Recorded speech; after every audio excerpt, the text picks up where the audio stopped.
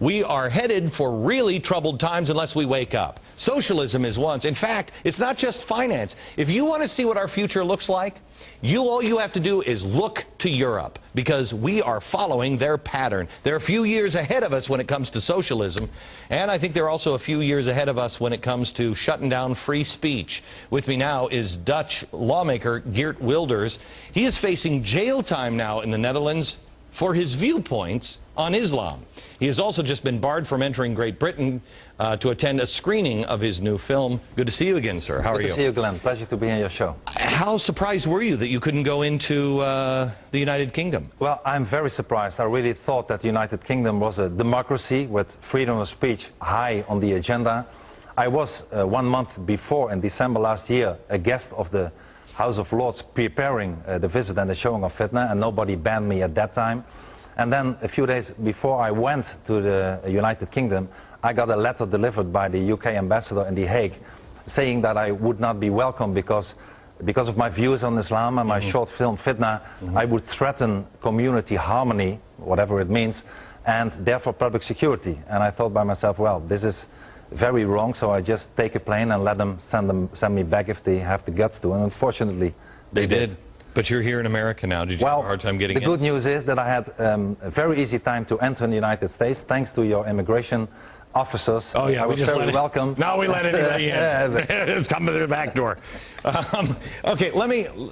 First of all, I just have to give you this quote and get your thoughts. I don't. There are my glasses. The fact that in Mohammedan law, every woman must belong to some man as his absolute property, either as a child, a wife, or a concubine, must delay the final extinction of slavery until the faith of Islam has ceased to be a great power among men.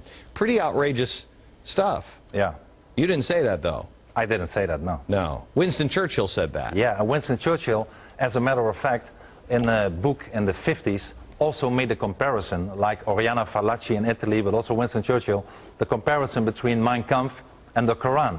One of the reasons that I'm being prosecuted. I don't remember Winston Churchill, who got a Nobel Prize for this book, really would have been prosecuted. And I have nothing against people. I have nothing against Muslims. But my point is that the Islam is a totalitarian ideology that should be compared not so much with other religions, but with other totalitarian ideologies like communism or fascism.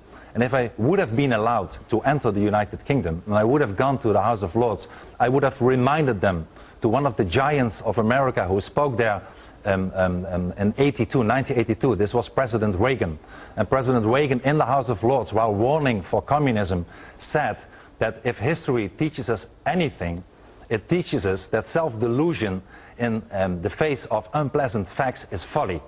And of course he was talking about communism, but what he meant is that we cannot escape for totalitarian ideologies that want to destroy us. Well, the totalitarian ideology that wants to destroy our freedom today, unfortunately, is the Islam, and we should stand up and fight it. Well, your country has been radically changed, and it's really through political correctness. I mean, I disagree with you on Islam. I know Muslims that are good people. I have nothing. Right, yeah. It's the ideology. Right, as it's used for control purposes. But I just want to show America this, and I don't even know if this showed on television here in the United States. We had somebody. Can I have a little bit more than 30 seconds? We had somebody on television, or that was running a television station just a couple of weeks ago, behead somebody in an honor killing. Yeah. And then in England, where you're not allowed to say anything, they have an anti-Christmas message. The Queen gives a Christmas message, and I just want to play a little bit of the other side, I guess, for fairness against Christmas. The other side, this is, do we have the video? This is the video of the other side. We don't have it? You reload it? There it is. They have Ahmadinejad give the anti-Christmas message in the United Kingdom. That's insanity. They have Ahmadinejad in the United Kingdom. They have people shouting Hamas, Hamas, and all the Jews have to be gassed in the center of London. They have Al-Qaeda affiliates as a guest from Lord Ahmed in the House of Lords a few years ago. They have pop music bands in December last year who are shouting music that gays should be killed. They have the most terrible thing, and one guy like myself, is standing up and saying this is wrong, we have to defend freedom of speech and warn against the totalitarian ideology of the Islam, and I'm being banned.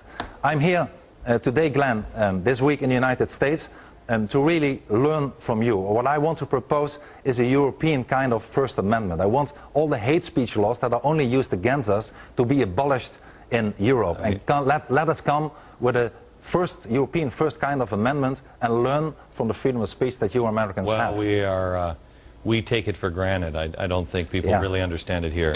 Best of luck to you, sir. Thank you very much. Stay safe. I appreciate it. You know, thanks, America, there is no speech worth protecting unless it's the speech you abhor.